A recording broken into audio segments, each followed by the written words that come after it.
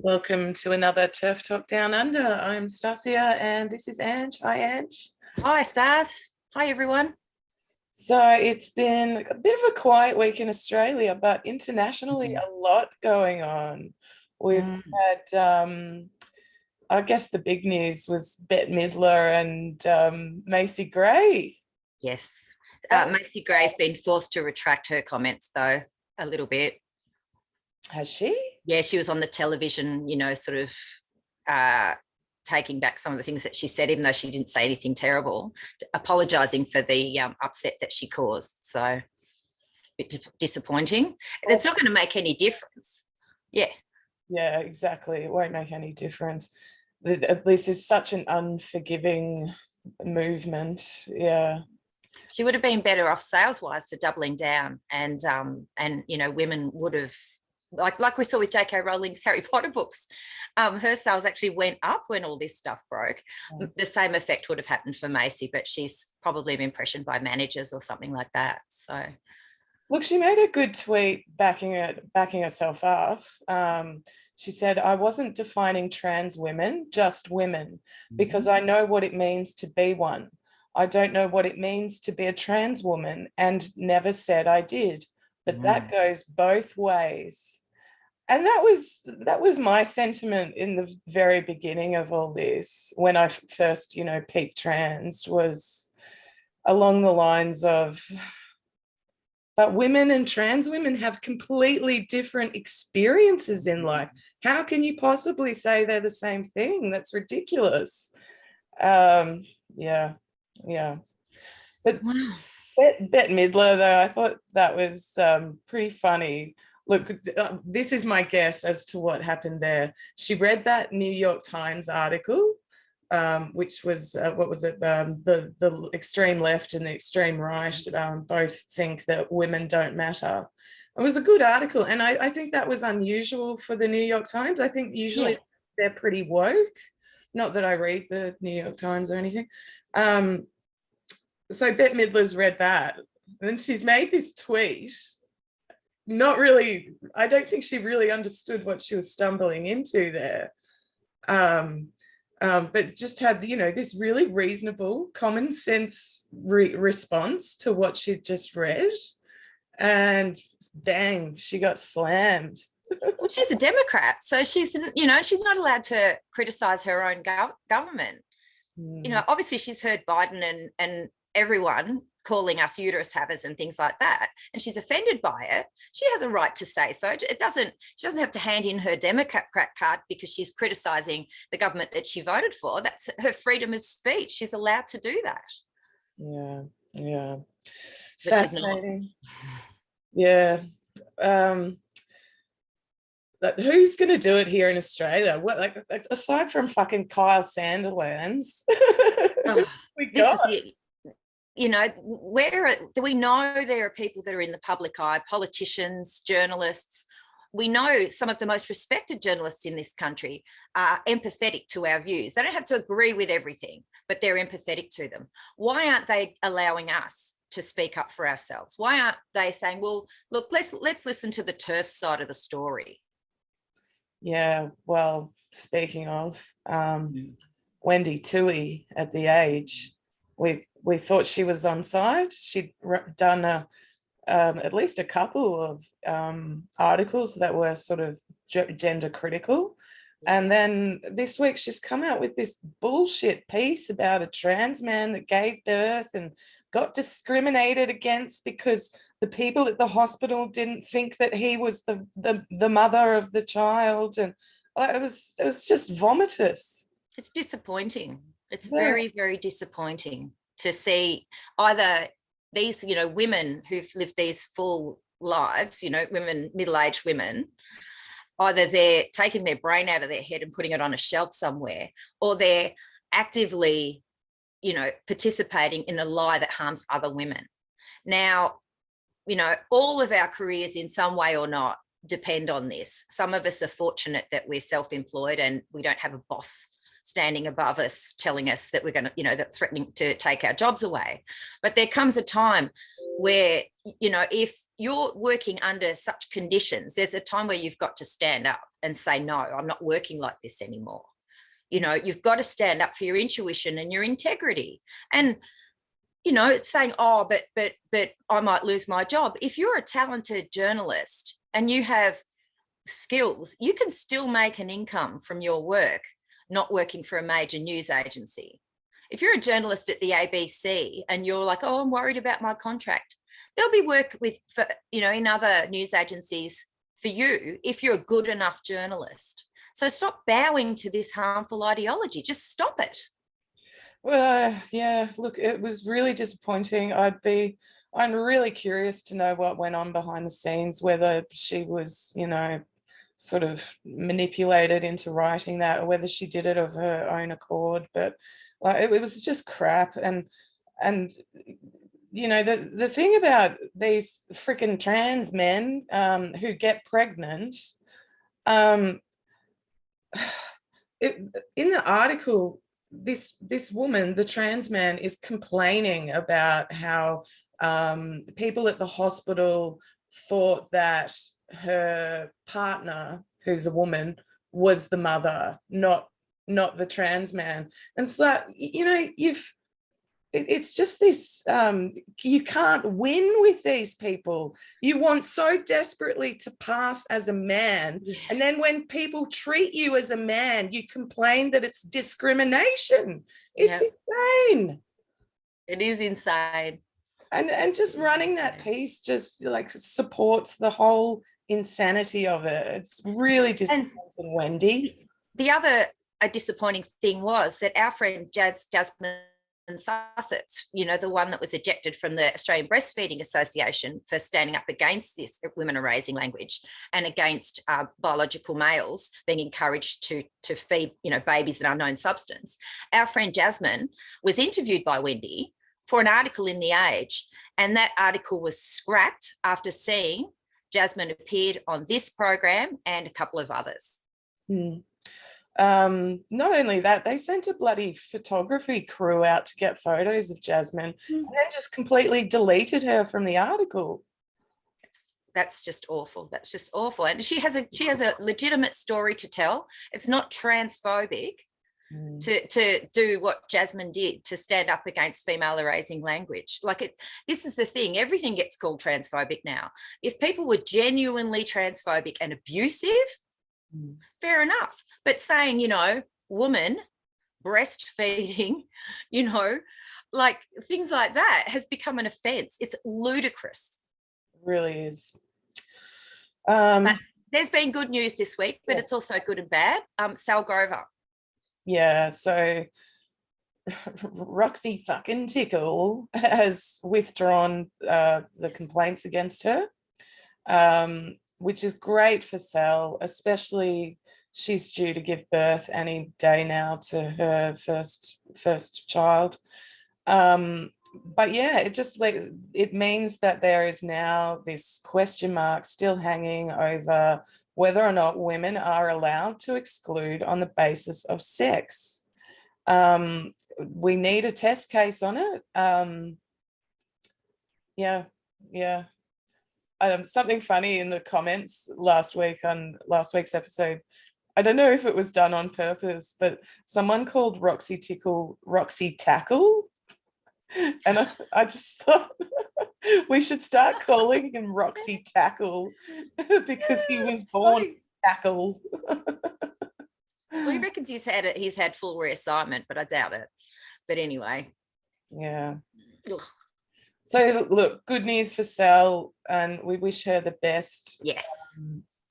With the birth. Hope it goes well. What else?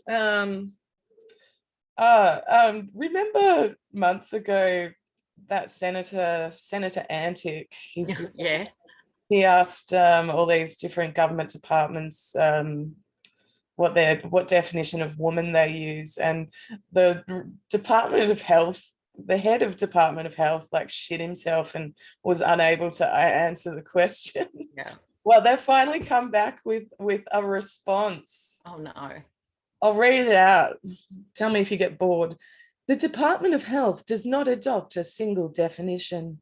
The frameworks adopted to define a person's gender include chromosomal makeup, the gender assigned at birth, and the gender with which a person identifies, right? Health policies and access to health programs are based on clinical evidence and clinical need for all Australians. This is regardless of gender identity, biological characteristics, or genetic variations. I'm just going to stop there. Like those last bits that they've come back with, access to health is based on clinical evidence. It's like, okay, so what clinical evidence is there that a trans woman needs a pap smear? It's just fucking stupid. Makes me so angry. Our programs are designed to be inclusive and to provide better health and well-being for all Australians. There was a situation, I think it was in the UK, where a trans man, a female, had been donating blood. She had ticked on her forms that she was male. Now, I believe it's if a woman is pregnant, it alters her blood, and it can be lethal to men to receive a transfusion from a pregnant woman's blood. This is dangerous. Like, health is like a really serious setting where you need to determine whether someone is male or female. I can't believe they're running with this. And also the privacy concerns as well about, male and females in shared wards, medical staff. If everyone is anyone, then there's severe, privacy and safety concerns as well. Yeah. Crazy. It's nuts. Can you send that to me? Because I'd like to tweet that because it's just outrageous. Yeah, sure. Binary made it into a nice meme. Because people don't realise how bad it is in Australia. In Australia, they just don't get it. We're as bad as Canada, if not worse. In fact, some of our laws, the conversion laws, are worse than Canada. Yeah. And yet, as a culture, like, it is so obvious that 85% of people think this gender stuff's a load of bullshit. And that trans-identified people can live as they live, but not have all this impact on our society. And yet all of this stuff has just been put through without a consultation with anybody. Navel gazing, from people with vested interests. That's right. Let's continue. Sorry? I was going to say, let's continue shaming the government. Yeah. So good news, UK Triathlon have created a transgender category, and women's is now female only. Yay. Great. Meanwhile, here in Australia, Senator Chandler's latest email that she sent out, she said that someone from The Guardian asked the sports minister, so our new sports minister is a woman, Annika Wells. They asked her whether she's going to support Senator Chandler's bill to protect women's sports. And her shitful response was, Senator Chandler's alienating bill can go right back to the shelf, right to the back of the shelf to gather dust. What a bitch, what a traitor. I'm so angry at women that are pushing this. It doesn't impact on her, does it? Well, she probably doesn't play sport. No. Just infuriating. It's really troubling. We've got a really tough 4 years ahead of us with Labor in power. I'm going to go and see my local MP in the lead up to the election. I'm going to go and see them and tell them it's about domestic violence, which is, something they give lip service to, and then say, well, it's actually about men invading our services, and see how they take it. Because I think when you're looking at them in the eye, it's harder for them to dodge and weave. Yeah. I mean, I might have the same reaction that happened with Harriet Shing when she just went, trans women in my face. But if I have that, at least this time I'll record it. What was the Harriet Shing thing? I missed that. Oh, I was at an autism a thing for carers of people who have autism, because my son and a few of my family members are on the autism spectrum. And Harriet, as our local MP, came around to speak to everybody and, you know, sort of offer support from the government. You know, Andrea's Labor government offers so much support for carers, which is a load of crap, but, you know, giving lip service to all the work that they do for us, which is nothing. Anyway, I cornered her and I said, look, there is something that's really concerning me. And this was just after self-ID came in. I said, I have, you know, a gender non-conforming autistic kids, and I'm really concerned about the encroachment of self-ID and gender ideology. One, I don't think children can make informed decisions about you know, whether to take drugs and have surgery. And two, men will abuse sex self-ID to access women and children's services, and I don't agree with it. And then her entire response was to scream, trans women are women, trans women are women, and just like she was possessed. And then she turned her back on me and walked off, and all the other mums are like, oh, what did you say to her? And I told them, and they're going, oh, okay. Wow, that's crazy. Yeah, real crazy. I call her Harriet Shell. Yeah. You've reminded me of the Victorian Women's Trust issue, Lena Van Deventer. So I ended up putting together a petition Saw that to get her sacked, and we hit 1,000 signatures. I just left it at 1,000 as our target number, and we hit that within like 3 days, which was great. So I've sent that off to Mary Crooks. I think she's like, I'm not sure, she might be the executive director or something at Victorian Women's Trust. And I drew attention to one of the comments that one of the signatories had made, which was along the lines of, I am a survivor of rape by a male to female transitioner, and this deeply disturbs me. And so I put together, you know, a few bits and pieces and said things like, you know, male sexual depravity does not end when a man declares that he is transgender. And I said, go and look up sissy hypnoporn and forced feminization, and you'll see that there's a sexual element to this. And gave her a link to a Genevieve Gluck interview, and also a link to a Fair Play for Women investigation, where they looked at the patterns of offending amongst trans women in the UK that are incarcerated. And, you know, it's all really ugly stuff. And I was like, you know, if you're in a support group with and a man shows up, how are women meant to know whether he's there because he's a survivor of rape, or whether he's there because he's sexually excited by listening to women's rape stories? How are those women going to know if he's not afterwards going to go home and masturbate to these stories that women have shared? Like, are you fucking dumb? Are you that naive? We know that it's been used by domestic violence perpetrators to get into women's services. We know that. There you go. Yeah.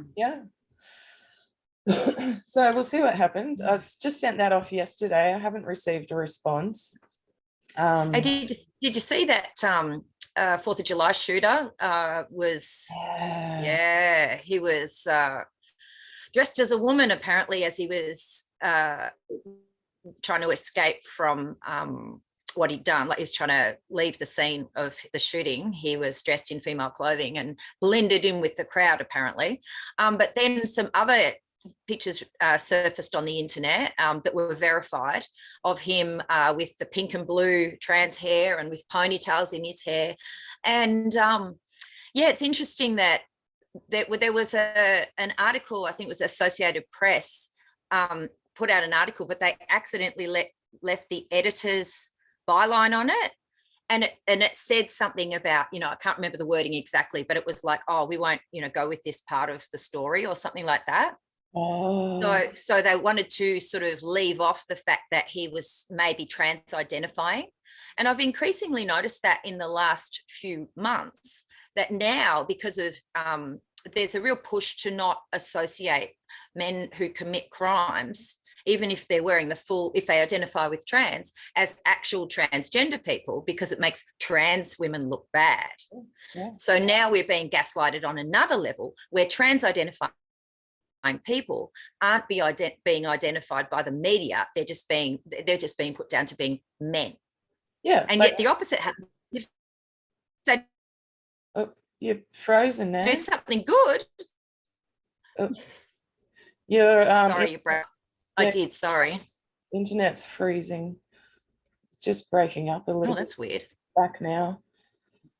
Richard Pusey, for example, Paul Denyer, another example. Apparently it was really downplayed in the documentary, the fact that Paul Denyer, serial killer of women from Frankston here in Melbourne, they just apparently downplayed the fact that he was identifying as trans. So. And every time he applied to corrective services to have gender reassignment, that cost tens of thousands of dollars. So apparently, because he's requested it so many times, it was up into millions of dollars because of the process that he has to go through to request that. So it's just crazy. Ridiculous.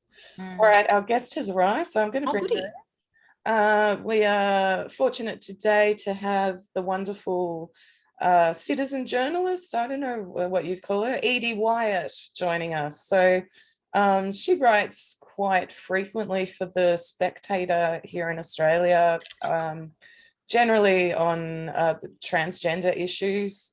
And here she is. Hi, Edie, how you going? Hi guys, I can't hear what you're saying. Sorry, I've got to get my...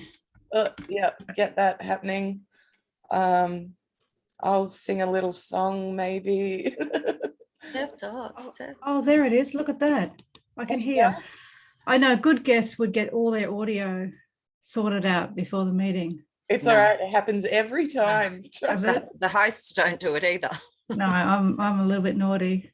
And I got my dog here today as well. You see him in the background. Cute. Well, I'm very excited. How are you going? Yeah, good. How are you going? Yeah, I'm going well. Yeah. You had a great piece in the Spectator this week. Tickle versus Giggle. Tickle versus Giggle, and it's no more. But the implications of it are, ongoing. Yeah, absolutely. I was sort of thinking, I wonder if maybe someone from Acon or somewhere like that called up Roxy Tickle and said, hey, we're trying to get self-ID pushed through in Queensland and New South Wales. We don't need this media attention. You look like a giant asshole. So can you withdraw the complaint? Yeah, it's not a good look. The whole Tickle versus Giggle. Sal's a businesswoman. She's an attractive woman. She's almost ready to give birth. She's running a very reasonable business model. And, he who shall not be named looks like a bit of a slob. He's harassing her, not only on social media, but on her private mobile phone. The whole thing, from a PR standpoint for the other side, if I was a PR person, not that I ever would be because I wouldn't betray women like a handmaiden, but, it looks bad. See, I think he's going to come back after someone who he considers lower hanging fruit, like people like me. I think he's going to come back after someone who doesn't have the resources to fight back the way Sal does. Someone less sort of media friendly. Yeah, well, there is a, you know, there is other people around who, you know, are on our side who, that's the thing about the working class. And I talk about the working class a bit more now than I ever have, but they don't know how to put their words together, or people who are a little bit autistic, which there's a lot of people in this movement who are a bit on the spectrum. They don't know how to structure the sentences properly. And so it comes out in a way that it's very easy for these groups to attack. And they say you're homophobic or you're transphobic, but the language is so well organized by them because their arguments are so weak. They have to use these authoritarian arguments that they pull people into these traps. Mm-hmm. And it's I find that I'm more and more angry with it all the time and less reasonable.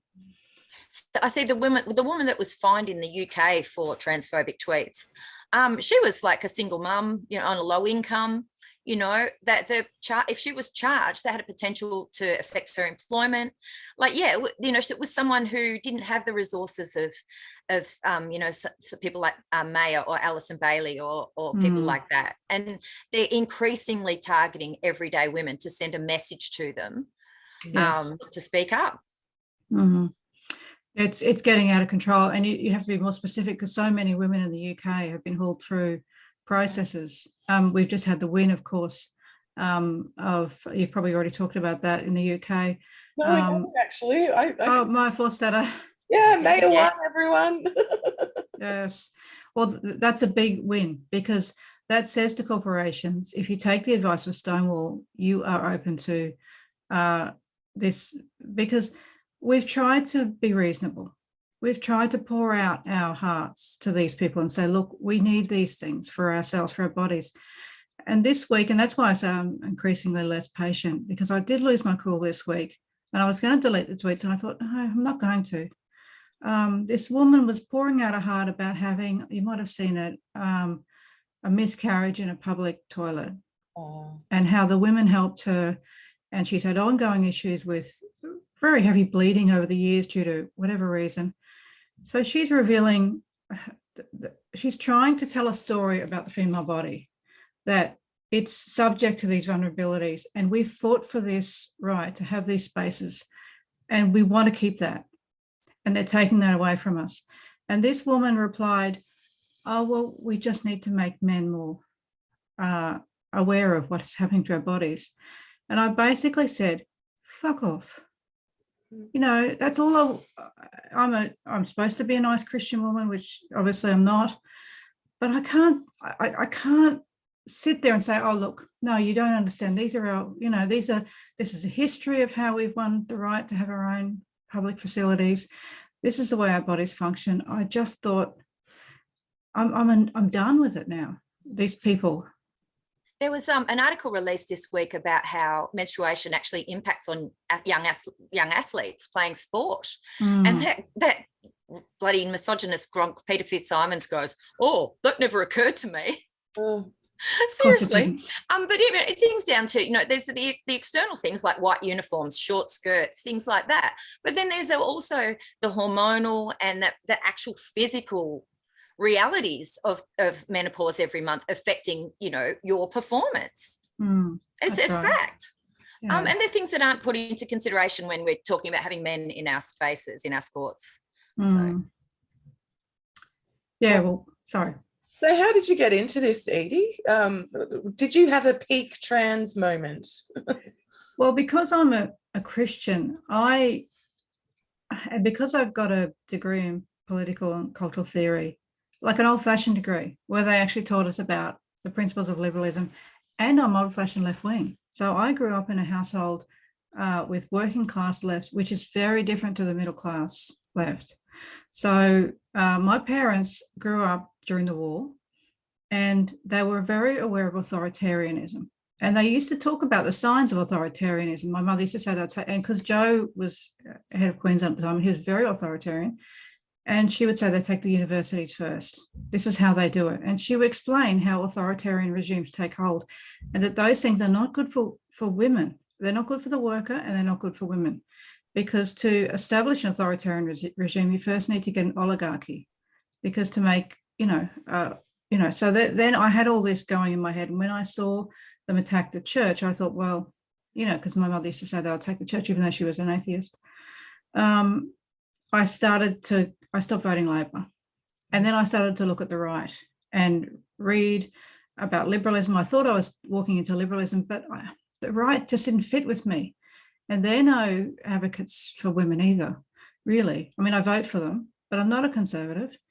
So then I wrote a thing in Quillette, and I did exactly the same thing now I tell women that they shouldn't have to do. I talked about my experience of child sexual abuse and how young women, the education that they're putting on schools damages young women, and how women need, and my family who have got Huntington's disease, and so I'd nursed family through chronic illness and had seen them in vulnerable states, very vulnerable states, where they should have the ability to choose a female carer. And then I was a TERF. I wrote this thing, came out in Quillette, and all of a sudden I was a TERF, and I didn't know it. I didn't really understand. I knew the concept, I knew the battle. But then all of a sudden I got sucked into gender critical Twitter just from saying, you know, we need to be sensible about this, and that's transphobic. Yeah. Yeah, women exist. It really doesn't take much to be called transphobic, does it? No. Mine was saying pregnant women instead of pregnant people. That was it. That took me down the rabbit hole. Yeah, it's not very hard. And I guess I realized the need for a broad-based resistance among women, not just left-wing women, not just right-wing women, but women who gather around the basic principles that our grandmothers gathered around, and saying we bear all the children. Even if we don't bear children, our bodies are organized around the bearing of children, and for that reason we're weaker, we're more subject to rape and all the things. It started with Claire Lehman of Quillette, God bless her, saying that feminists were obsessed with rape. That was the statement that I said, right, and I wrote that and sent it to Quillette, thinking that they would take that, my criticism of her out. But they didn't. They published it to their, yeah. So that's free. That's the value of free speech. That's a bit shit from Claire Lehman. You'd have to read the tweet. She said, I can't remember what it was, but Claire does a few hot takes, on the feminists, because she likes to try and be balanced, but sometimes in the effort to look balanced, she might say something that from a middle class woman's perspective, although she has written stuff about being in a not a violent, but a controlling relationship. So she knows what a woman is. She's had babies, but also there is a point there where sometimes they just don't understand how our politics grows out of oppression, and how rape is always going to be a part of that. I heard someone said something interesting a while back, that, what was it? The culture wars, including the transgender stuff, is, it's actually really bad for working class people. It's what they said, it was, it's actually a class war dressed up as a culture war. And I think that is spot on. And that, I'm just going back to what you said about them, the totalitarianism taking over universities. It's not working class. It's mostly middle class people that are going to universities, not working class. I never met a middle class person until I went to university. Wow, there you go. I just didn't. I brought up in a working class household. We had that's an exaggeration, because I never had any middle class friends until I went to university. I was on the border of the Housing Commission Estate, and on the other side was a forest, and then it became a new suburb. So the public school I went to was between the new estate and the public housing estate. So but I didn't have any friends from that side. from the other side of the road. You know, all my friends were from the public housing estate. Yeah, I was the first of my family to go to university. Me too. Yeah. Mm. And it was an option. It was an option for us working class kids. We were told, you know, if you do well at school, you can go to university, and it was free. So, you know, kids, we could see a way out of, you know, the poverty, which my dad worked full time, but we were still dirt poor. He drove a bus, you know. Yeah. So yeah, it was an opportunity to get out of poverty and build something with your life. That's right. That's all these things. I was just writing about this now. I don't know where I'm going to send it, but it came out of someone saying in one of our groups that we can't have a feminist party because we can't leave the left for a single sex issue. But the left was a single sex issue.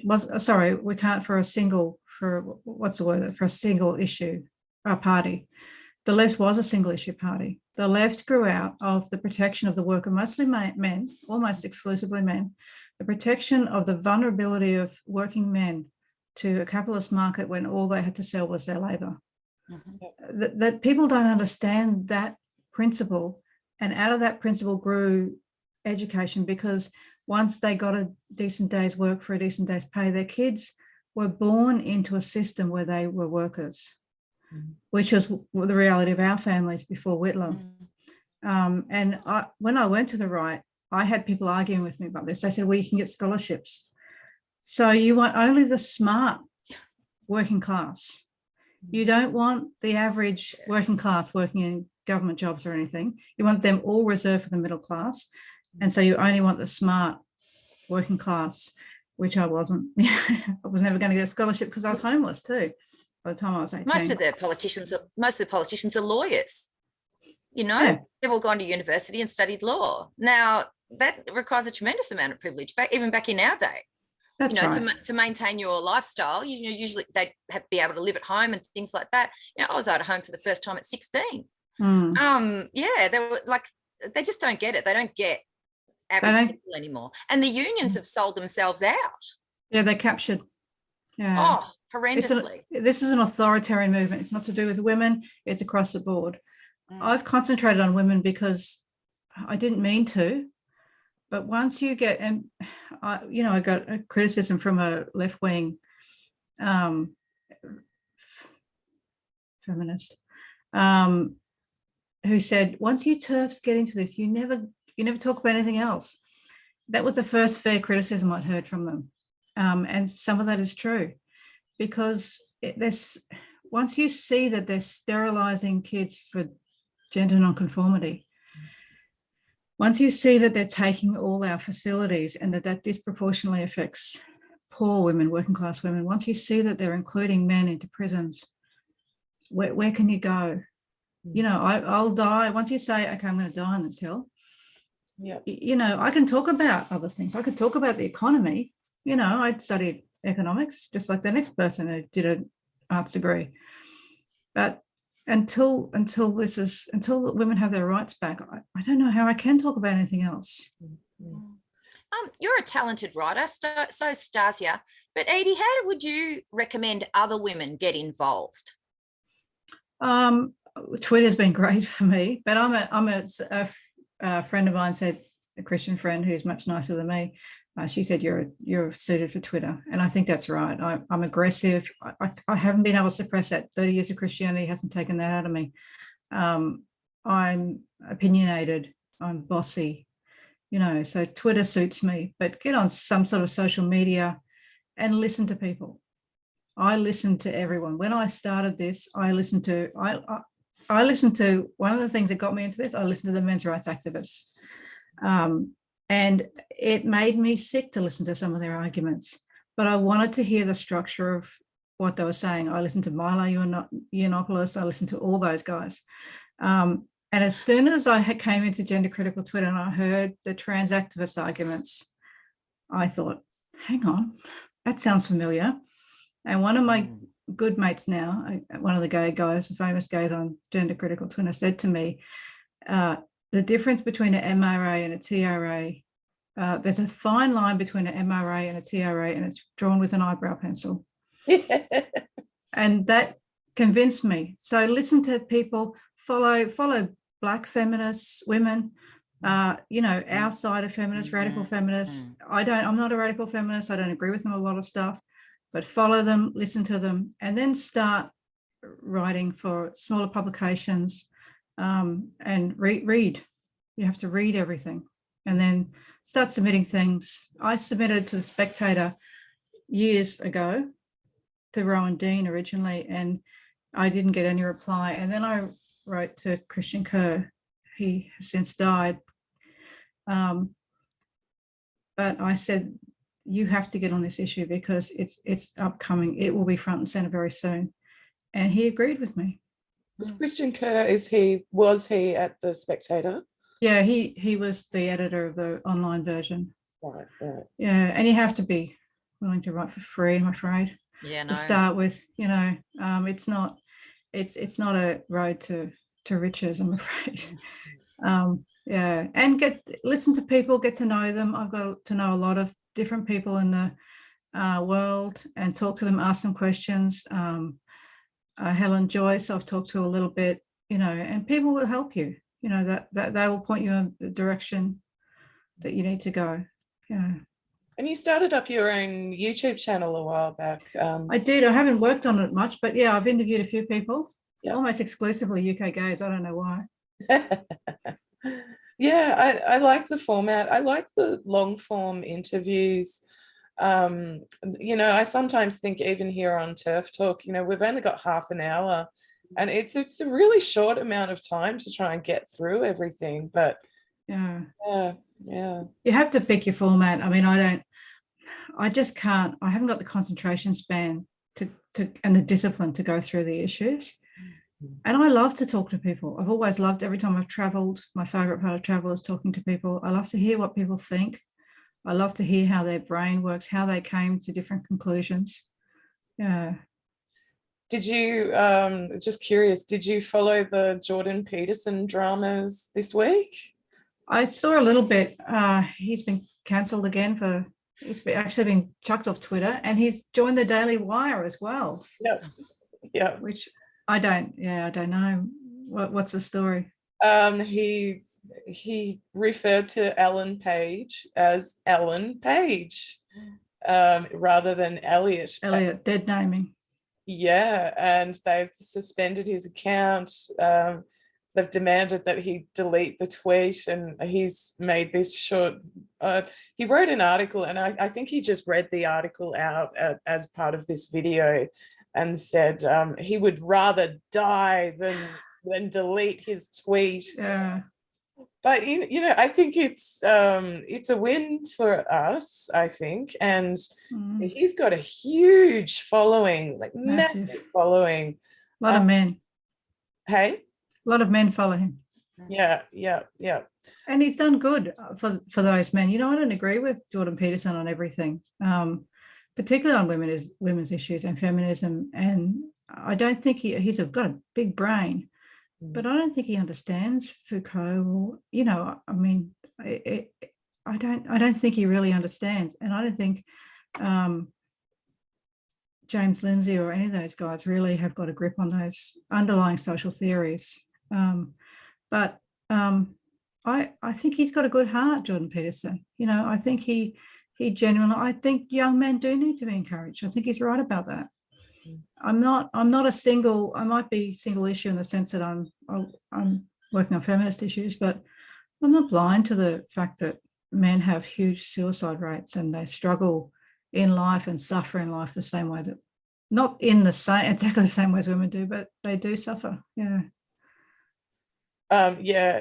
When people like him and, as you say, James Lindsay say stuff like the patriarchy doesn't exist, just like, guys, come on, like, annoying. James Lindsay's blocked me on Twitter now, so that's a relief for me. Wow. Yeah, I didn't say anything that rude. I said he needed a holiday, and that he didn't understand Foucault or liberalism. What you tell us a bit about Foucault? I don't think anyone's ever really discussed it here on our show. Yeah. Well, I mean, I wrote my thesis based on Foucault, and I'm not a fan. I know the Radfems are going to be screaming, he's a pedophile, and I'm not arguing with that. But I think he gave elegant analysis to the structures of power. And if you apply those forms of analysis to the structures of power now, same as class analysis, you put class analysis or you put a post-structuralist power analysis on this stuff, and it reveals everything. And that's how I came to it. I could see it as soon as these LGBT started coming up with the queer theory. I could see it was Foucault mixed with Marx, which you can't do. You can't mix Foucault with Marx. They're contradictory theories. They got contradictory foundations. All the foundations of social theory have a belief in human nature and in the basic way that human societies work, and the way power works and the way economies work. These two are not the same thing, and they're being mixed together, and it can only be for authoritarian purposes. They're trying to, when I wrote my thesis in 1994, was called Policing Culture. And it was about the way government, it was actually in favour of government policing the culture of urban populations. I'm obviously not in favour of that anymore because I can see what they've done with it, but I wasn't really then. When you're a kid and you write a thesis, you write it because your department has told you to write it. And at that time, they were being told to become vocational. The humanities were being told to become vocational, and they have become vocational. They have given states ideologies which allow them almost absolute power into the sexualities and the personal beliefs of the population. So well done, humanities. Yeah. It's scary stuff. You know, when I really do worry for the future. Like if these kids don't grow out of this way of thinking and come to their senses, like, you know, we could end up with another, like, an ugly revolution and just this totalitarianism. Like it could go there. Like it really could. It's destabilizing to society, and that's one thing that Jordan Peterson does say. The stability of our societies is not given by God. Well, maybe it is given by God. I'm a Christian. I guess I could believe that, but we've developed this over a long period of time. Liberalism, the principles of liberalism came out of the bloodbath of religious wars in Europe. And it has been unbelievably successful in developing the most stable societies that we've ever seen. And these guys are going to fuck it up. And that means bloodshed. That means all the rights of women. That means rape. That means disenfranchisement for women. It means the whole lot. Everything that a destabilized society, all the bad things are worse for women and children consistently. Yeah. Absolutely. I've said it before, but, you know, I watched a documentary series on the fall of Yugoslavia, and it's just horrific, like horror in your suburb. And, you know, and one of the women featured in that doco, she said, you know, some bloke who lived around the corner from her enslaved her as a rape slave, essentially, and a domestic servant to cook his food for him. And then afterwards, you know, when stability or peace was, you know, the war ended, she got no justice. She would bump into this guy down at the fucking supermarket. Like that's the reality for girls and women when society collapses. It's horror. We're already seeing things like that with, you know, when blokes commit domestic violence, and then, you know, because they're a sporting champion, there's no consequences. Things like that, we're already seeing it sneaked away. And the problem with that, there's these cases where young boys are watching this. Their heroes are getting away with stuff. Yeah, well, they declare amnesty, don't they? Yeah, they do. And it's, oh, well, you know, he's the fact that he's, like Johnny Depp, for example, the fact that his creative side or his skill is more important than the things that he does domestically, you know, yuck. Women are always expected to pay the price of peace. You know, when amnesty is, I would say after the, you know, the issues in the former Yugoslavia, amnesty is declared, which means that everyone gets off scot-free, but we all want to stop the bloodshed, which is not a bad principle, you know, but women, this idea is being weaponized against women, and women, everyday women are saying, oh, well, it's only when they think about our little spaces that we've carved out for ourselves. Well, it's only that guy, and he's, you know, and they think that he's chopped his cock off, and then the guy says, I don't really want to chop my cock off, but can I come in because I really, you know, wear these women's clothes, and if I go into the men's, I'll get the shit bashed out of me. And women go, all right, love, come on, come in, you know, and then the next minute, you know, we have no rights. So we're always expected to pay the price for peace. And unless we stand up together, conservative women, left-wing women, Muslim women, Christian women, Buddhist women, and say, go fuck yourself. We want this little tiny piece of our society carved out for people with our kind of body. If we don't do that, they'll take everything from us. And it begins with the erasure of language, like even with domestic violence, like rates are out of control. And, you know, there was a period of time, maybe 10, 15 years ago, when the rates were beginning to go down. And that was on the basis of second wave feminism. And back then we called it, what I grew up calling it, male violence against women. And because the majority of serious cases of domestic violence are men committing violence against women. And then the language got diluted with the, oh, what about women? Women are violent too, blah, blah, blah. So we've seen this process with domestic violence and how it's not a real issue anymore because family violence doesn't have the same effect. It's perpetratorless. And it's the same thing with the trans stuff.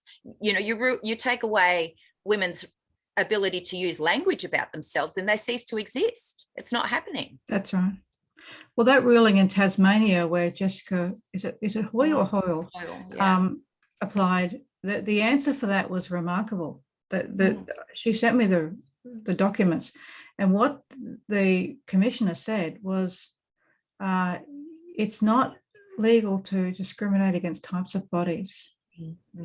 The ability to discriminate against types of bodies is the only principle that is based, that single sex protections, that single sex spaces are based on, and single sex protections. If we can't discriminate against types of bodies, we can't keep males out of any of our spaces for any reason. We should go and try and join the Melbourne Club, I think, because they're still a single sex space. Oh yeah. Yes. All three of us, we should rock up. Well, we can put a gender identity. We're all kind of, you know, we're not too feminine, are we? I feel like a man. Are you talking about the men's club that was in last week? Yeah, that was interesting. The Anatheum Club, and it's been men since like 1860 or something like that. And what was really telling in that article was there was no mention of trans and gender diverse, but you can bet your life that if it had have been a women-only club, a women-only gym even, the whole story would have been about the impact on trans and gender diverse, right? That's right. They're not inclusive. Infuriating. Well, in the UK, they've had a series of victories there, but one of the main points that has been raised is that transgender people, just say a transgender man, is not able to be included in the inheritance laws. So when those big estates, all the estates that they have, is down to the son, is based on the male, then a girl can't identify into the inheritance if she's the oldest daughter. So that refusal of the old establishment to cede that shows that in law that they know what a man is and they know what a woman is. So possibly this sport issue might help us in Australia, where we don't have our rights defined quite as easily. As soon as we show them, actually, you do know what a man is. And that was the thing with Tickle. You know, he said that he didn't want to have a dating app that excluded trans people because trans people just don't want to date each other because it's too boring. Yeah, that's right. Yeah. So we all know why Tickle wants to access lesbians. We all know, not just Tickle, and I don't want to be unfair to Tickle or single that person out, God forbid, but the whole range of what they call trans, which ranges from men who have had what they call bottom surgery, who are less. A man without a cock is absolutely less dangerous to a woman, in the sense that not always, but generally, if a bunch of men, all of them had their cocks chopped off, generally they would be less dangerous than a population of men with their cocks. Now, that seems like a crude thing to say, but it's true in a sense that it reduces testosterone. They don't have that thing to rape you with, but it doesn't matter. You know what I mean? It shouldn't matter. We should have the right to have our own spaces just because we're women.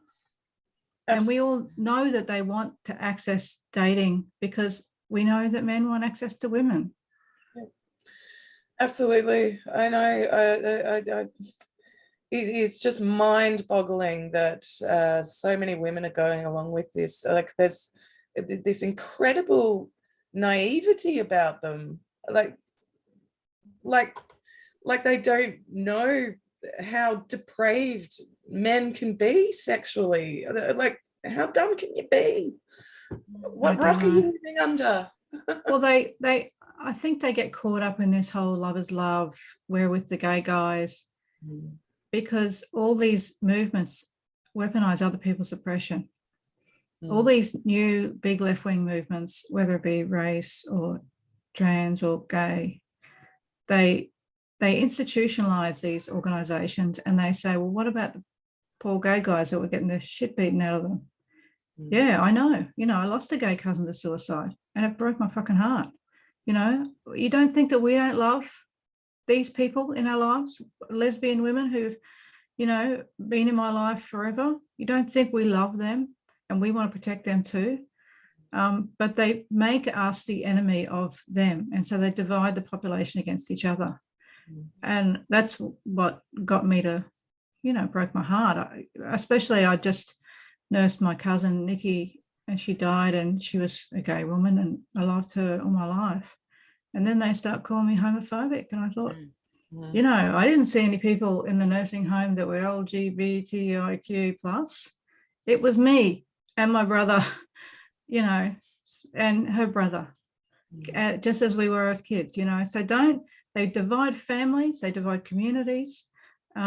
It's all bad. Yep, I agree. Everything transgenderism touches turns to poop. Turns to shit. Yeah. Thanks for coming on, Edie. Oh, thanks for inviting me. Wrap it up there. Yeah, no, pleasure. We'll have to do it again. And we look forward to your next article.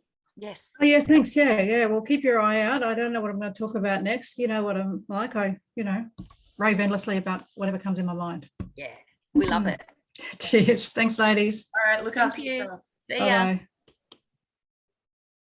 All right. Oops. Yeah. She's a good egg. I'm glad. Very glad to have Edie on side. She's an excellent writer. That last article on Tickle versus Giggle, there were just some really, I don't know how to, really cutting sentences where she just like sums it up so succinctly. She does an excellent job. So she's a gifted writer, but she's also really good at navigating the divide between right and left, you know, atheists and Christians. And, you know, so she's really good as a moderate who's also, you know, very staunch in her beliefs. Yep, absolutely. Great. Yeah, we forgot to mention Mayor Forstater. That's a huge result Yeah. All gender critical women over in the UK. Sets up some interesting conflicts, like, you know, with the police constantly flying the trans flag and all their stupid stuff that they're doing over there. Well, now that they're not going to be able to go around and threaten people for non-hate crime incidents and stuff like that, are they? I don't know. Well, I know a lot of people here in Australia who are afraid for their jobs, mainly at the public service, and they're getting pressure to put pronouns in their bios and things like that. And I hope that this has made them more emboldened, although we are further down the rabbit hole here. And, you know, what we're saying before about the Human Rights Tribunal, I actually think there are a lot more women and possibly men too that are trying to defend their rights against this. But the Human Rights Tribunal is so captured that they're saying, oh, no, we don't deal with that. Because they were so quick to take on Giggle and, you know, on behalf of Tickle. And I'm just got this bad feeling that if one of us came and said, look, my human rights have been jeopardized by the encroachment of trans activism, they'd just go, no, can't represent you. So it's going to take someone who has the resources and the pits of money to go through the legal process without the support of someone, you know, who's meant to be defending our human rights. Well, look, Jessica Hoyle from Tasmania, she's just started a crowdfunder just yesterday, I think. So I'll put a link in. I'll put a link in the description. Please contribute if you can, and also if you're overseas. Look, we've got just such a small population here in Australia. It means that the pool of people that are aware of what's going on with this is much smaller than, say, in the UK. So please, yeah, contribute to that if you can. So she's essentially going to be representing lesbian women's right to hold lesbian only events, and that will have a flow-on effect for all women, not just lesbians. Yeah Hard to believe, because what the Tasmanian government actually removed sex as a protected characteristic from their legislation without actually consulting society and replaced it with gender identity. It's got gender as a protected characteristic and gender identity. Yeah, but not sex. So, like, they've made sex stereotypes a protected characteristic, which is completely at odds with CEDAW, and it just makes me so angry. I can't believe that we're here. Yeah, it is. And it's hard because, you know, on one hand, we're really excited about things that are happening in the UK and that a couple of, you know, big name celebrities have spoken out, you know, for protecting women's rights.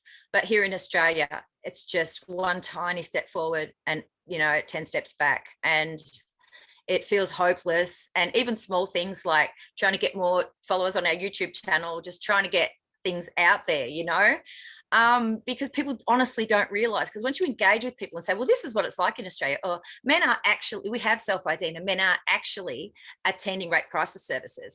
And they're like, oh, no, it's not happening, because they don't know about people like us. They don't know about, you know, they're not hearing anything from our side through the mainstream media. And that's why the alternative media and people like Edie are so important.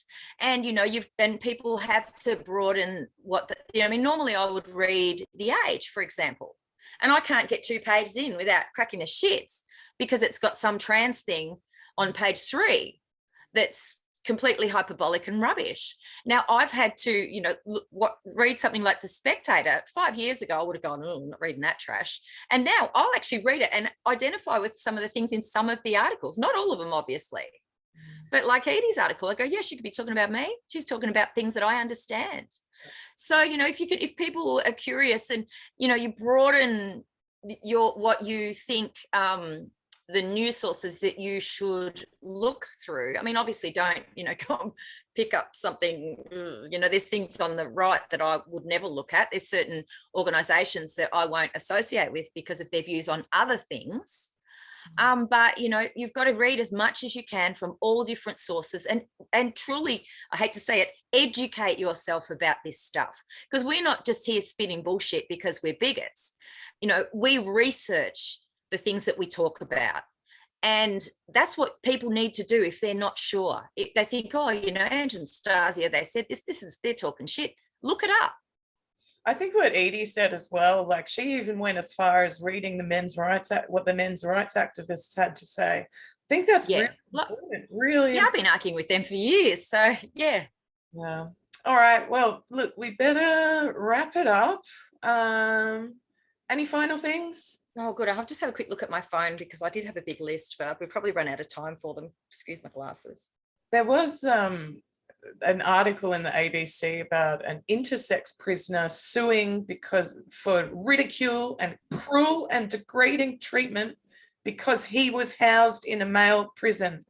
And it was very obvious from the article that he is in fact a male who has a disorder of sexual development. He's on female hormones as part of his transition. So, you know, putting him in a men's prison is the obvious answer. It's not cruel and degrading.